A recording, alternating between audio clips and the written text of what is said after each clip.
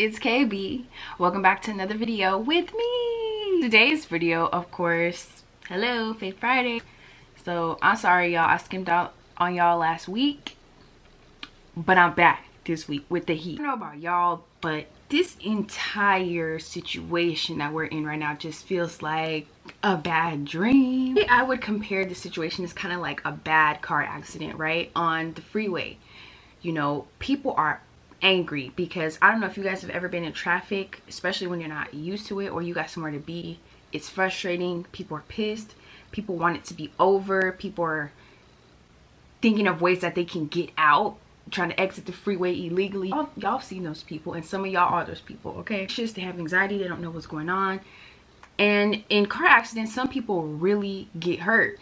And the only way to get through it is when the police come and they bring order to the situation. They bring EMTs, they bring first responders, and everyone does their part so that they can clear the scene and allow us to pass. You know, accidents don't come without destruction, obviously.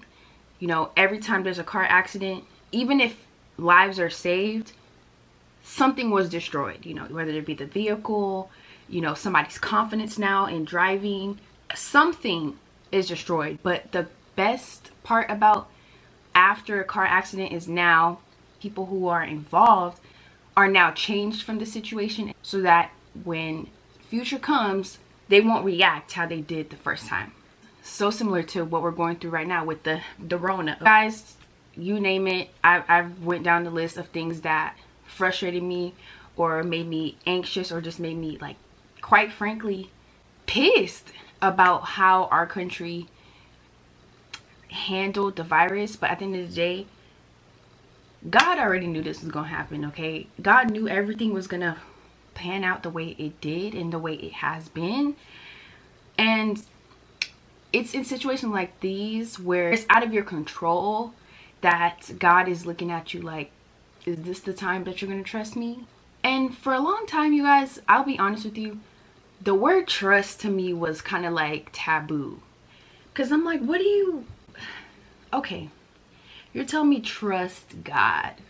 And I'm just going... So I'm supposed to just trust God and not get coronavirus? So I could just go to Publix and trust God and I won't get sick? For a lot of people, it's frustrating when people just answer them with that because they expect it to be something different. For me, I even thought like that. I was like, y'all just saying trust, but y'all don't see the problem. Okay, you're telling me just trust him, but this is a mess right now. So okay, it's cool y'all saying trust, but there was always a but.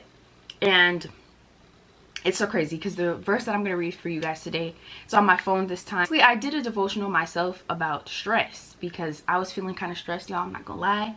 I'm low-key unemployed but not, and I was just like, bro, God, like, I really need to trust you because I don't know what to do. Like, I really just don't know. And in the devotional, it actually had a scripture from Hebrews, and the scripture is Hebrews chapter 11 verse 6, and it says, without faith it's impossible to please him, for whoever would draw near to God must believe that he exists and that he rewards those who seek him. And you know, it's crazy because sometimes when we get stressed, that same verse will actually condemn us in the process, because in order for God to reward you, you have to trust him and seek him and have faith. But then if you get stressed out, you get nervous and you start to try to do stuff on your own, and you're basically, it's a catch-22. Like, you lose for doing something you would naturally react to doing. And for a lot of us, it's hard to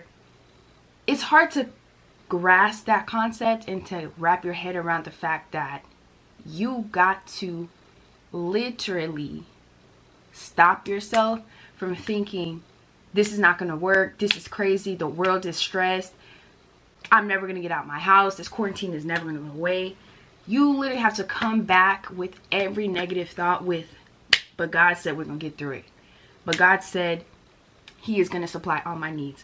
But God said that without faith it's impossible for him to reward us. It's okay to feel scared. It's okay to feel anxious. It's okay to feel natural feelings, but be scared and trust God anyway.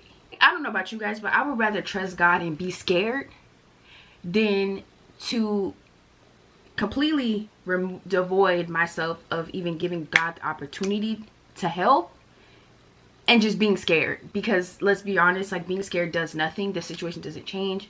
Nothing is going to get fixed. But when you have God come in and God gives you that supernatural peace that is beyond your understanding, and you cannot explain it to somebody, and people look at you when you're going through times like this and they're like, how are you so calm when all of this chaos is going on? How can you be so calm when every day 100, 200, 300, 400, 500 people are dying from coronavirus every day? How can you be calm when the doctors don't have answers? The people who are in the hospital don't have answers. Nobody has the answers. And the reason why you can be calm throughout these things is because God has the answer.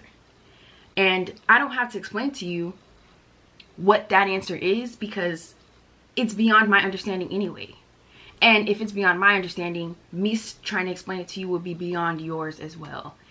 And I know that's a frustrating thing for some people to hear, because we live in a world where everybody wants to know everything. We live in a world where information is readily available. If you don't know what's going on, you can Google it and you can find out something that can ease that anxiety of not knowing. And I really truly believe that a lot of the times people don't trust God because they just don't want to hear that the answer is Him. Like, that's just the answer. There is no bigger answer, and there's no greater answer for you than Him. I know for a long time I was the same way. That answer was just not enough for me. I want to know how God is going to do it, when He's going to do it, why He's even got this to be like this in the first place. What was the purpose? And truth be told, if you knew everything there was to know about God, there would be no point in following Him. It's a lot to follow God. It's hard because during times like these, especially when people come to you with questions like, you know, how can you just trust God if He allowed stuff like this to happen? And you tell Him, because God ordered your steps from day one. He already knew why He made this happen, how we're going to get through it, and it's going to be okay. And people are upset because they don't understand how that's enough for you. It's okay. Because a lot of aspects of God are way beyond our understanding and it don't make sense. But you know what? The blessings that I have received in my life, that I've known, I've prayed about by myself, I've never told a soul but God, and I literally got the prayer to the exact. Sometimes I prayed for something and I got what I asked for down to the exact detail. Never spoke a word to anyone. You mean to tell me God's not real? Who, like, so what? I just have some psychic in my brain who's hearing me say stuff? Blessings are real, okay? The fruit of what God is doing is real. And until you really seek that relationship with Him yourself and really try to get that peace that a lot of us who believe in God have, it's never going to make sense to you and you're never going to understand it.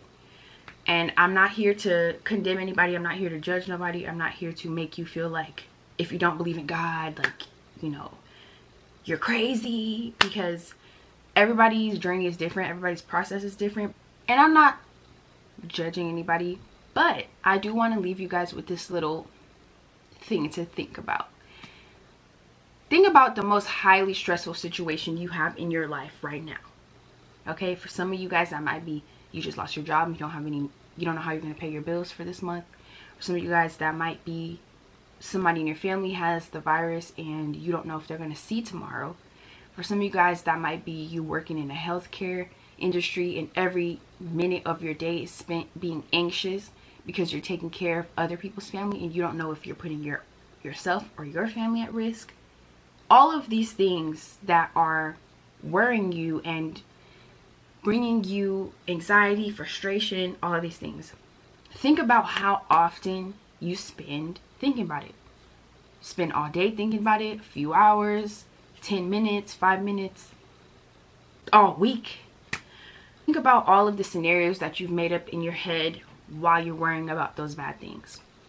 99.9 of the things that we worry about never happen. You can take it from me. I'm always somebody who's always worrying about stuff, making up scenarios in my head that never happen. And then think about how much less time you would spend worrying about things if every time you got one of those thoughts, you prayed on it. That's it. Every time you get one of those anxious thoughts, pray on it. Every time you get one of those negative thoughts, stop it and pray on it. Because we really truly do become what we think. And if you've asked anybody, if you believe negative things about yourself, you become a negative person. But if you believe positive and good things about yourself, you're more of a pleasant person to be around. That's not even God. That's just facts. Like, that's just facts. I know y'all hate this word. I know y'all hate hearing trust God, because you have to relinquish what? Control, and let someone else do the heavy lifting. And I know, guys, it sounds simple, but it's hard, okay? Because you're really relying on somebody you've never seen and believing that this person is going to be the answer. But guess what? He is the answer. He's always the answer. He's been the answer, okay? Because he was the author, okay? He wrote this. So you'd be silly to not even give him a chance. Now, it's bittersweet that all of us are kind of going through this together, but it's also great in the sense that we can all encourage one another. You guys just stay safe, you know, stay home. If you got to go on a walk, release some stress, do that. You know, say thank you if you go to the grocery store to the people who work there. They're doing an amazing job. Obviously, we're going to say thank you and be overly grateful to the people who work in the hospitals.